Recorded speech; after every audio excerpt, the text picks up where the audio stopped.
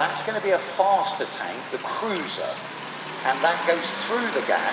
And by the way, if we bump into enemy tanks coming the other way, we better give it an anti-tank gun. Now the trouble is, and here we go again, there's no money. So the things they start doing as experiments are done in relatively small numbers. And what we've got is the first or the fourth model light tank that Vickers were playing with. They're trying to pick the model.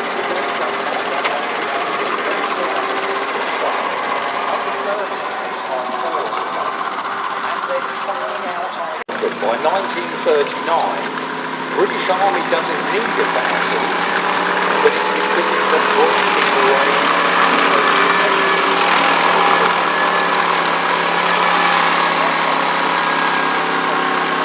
Simple things are already out there off the shelf. He gets a gearbox from the Ford tractor. He gets a Ford engine. He uses the same suspension system that was being used on something called a dragon, something that would tow an artillery piece. They put a bit of machine gun and they put thick armour on. The frontal armour of this is about 60 millimetres. That's pretty thick for a tank of this one, certainly thick enough for the German block. And they made 139 of these. And really, even as they start making them, they're starting to think we're going to need a more powerful, along with the next model that the British Army decided to build. So we're on to the second model of infantry tank even before the war comes. And that's, with any luck, will come on in a moment, that's called the Matilda. Outside Arras and attacks the German 7th Panzer Division going forward. It hits their tail and most of their anti-tank guns. The Germans have a 37mm anti-tank gun. Those rounds bounce off the thick armour of the Matilda. It's sent out to Italy, to North Africa to fight the Italians. In North Africa, the Italian anti-tank guns bounce off it. Famously, these Matildas, very brave Italian anti-tank gunners, they stand by their guns and the Matildas come forward, run out of ammo, and the Matildas just crush the gun. They're that well protected. Now this is awarded by Churchill, just a little bit later than that Matilda one. It's the second model, and of course the last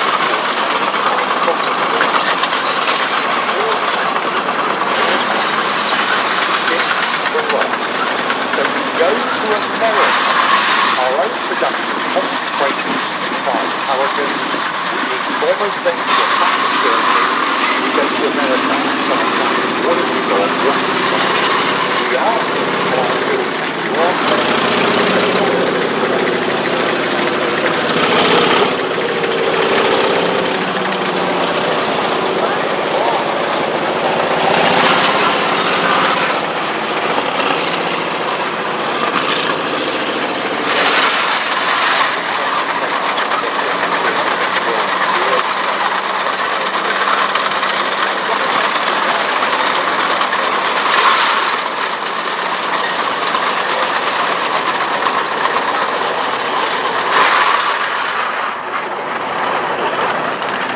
the Valentine, and we make about 8,000 Valentines a quarter of our tank production in World War II.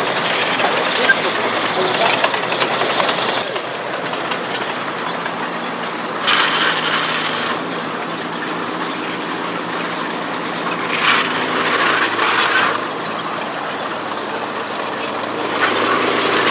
now the Valentine is put together.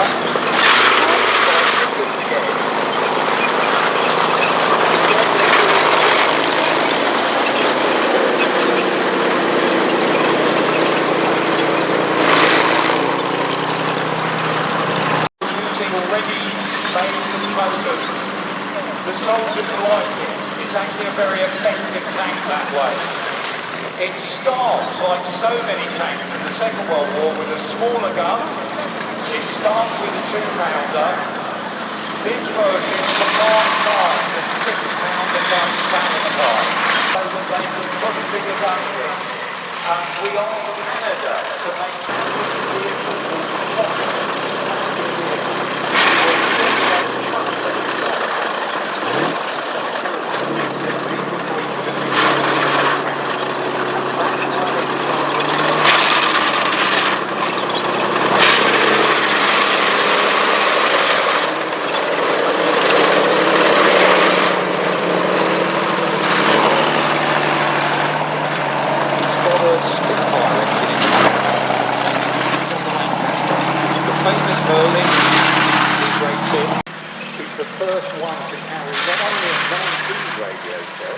they can talk to the other countries in the Union, but it's now with the Churchill, so they can talk to the institute, who are the being called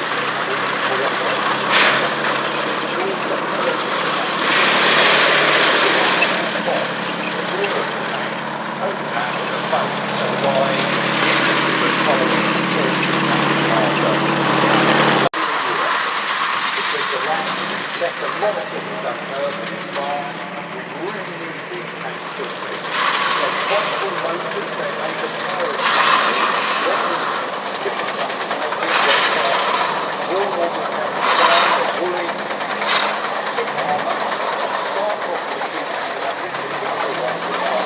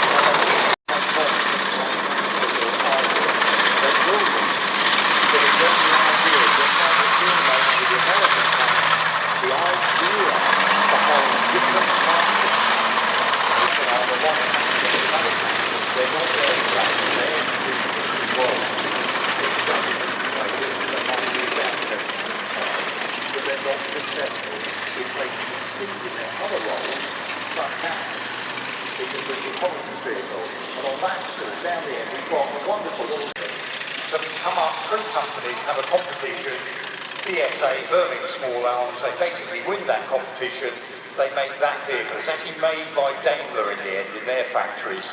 Fantastic little speedy vehicle, no one else has anything like it, and it really works a treat. So we were very successful at certain types of things in the war.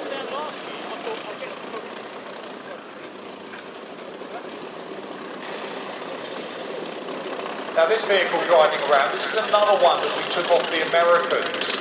That American, first of all, were buying tanks from America, then Roosevelt managed to pass their release, so we had the tanks and then never. We only finished paying for those 12 or 15 tanks about 10 years ago. And this is why the Americans are going to start off with something called the M24 Chaffee. We'll see one driving around a bit later. The Americans realised that back in the tank designs in the 30s, already it seems to be being outclassed. Even for a light tank, you need a bit more punch if you can get it. So with the Chaffee that you see driving around, they put a bigger gun on it.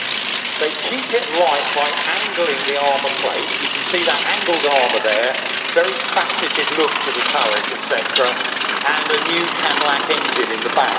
And I mentioned yesterday, one of the guys who designed this, working for Cadillac,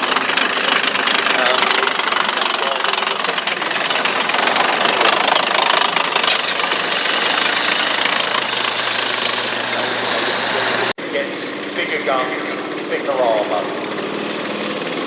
Now the Grand Tank is an entry model. We'll look at that in a moment with the other American tanks when they come out. It's quite pretty, out in the western desert.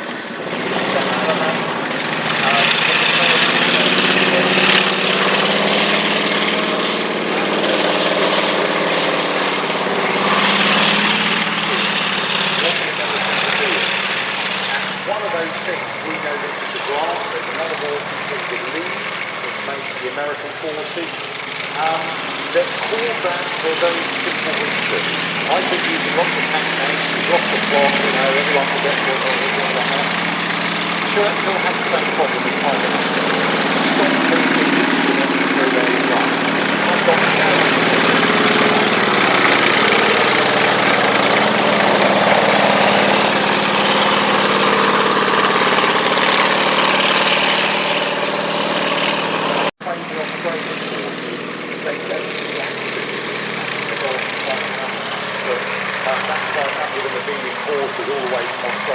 years ago. Quite high. The American version was even higher. They took the cupola off because it wouldn't have fitted the British railway gauge otherwise. So that's why it's you out of trouble. Imagine driving down a narrow lane somewhere in Normandy, you meet the enemy coming the other way. You don't want to faff around doing a three-point turn, whack it in reverse, get out of trouble quick. And some of the stories behind the units using the Dingo, I mentioned one yesterday. There's a point in Normandy, something called Operation Blue Coat. One of the sneaks behind a German armoured car is waved through the German front line in a dust cloud. Operation Blue Coat works. So these, even though they're a small vehicle, enormously important to an armoured force. They need to know, is that route open? Are there enemy in wait? Will the bridge take the weight of a big heavy tank coming up behind? And that's all the things that were done by the Dingo. If the Germans captured the Dingo, they loved it. They put it into service. The Italians, probably Valentine, behind the Matilda II there, heading off. As I mentioned, the Valentine was used as a bit of a cruiser tank as well, these different roles. But as the war progressed, people like Montgomery were saying, oh, we really need these different types. And Montgomery is one of the first people in authority to argue we want a universal tank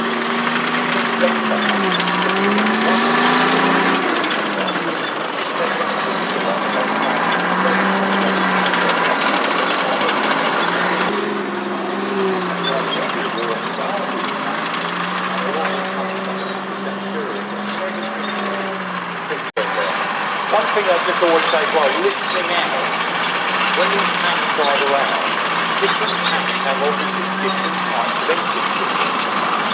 The Matilda II starts life with a classic in the background. It's not that good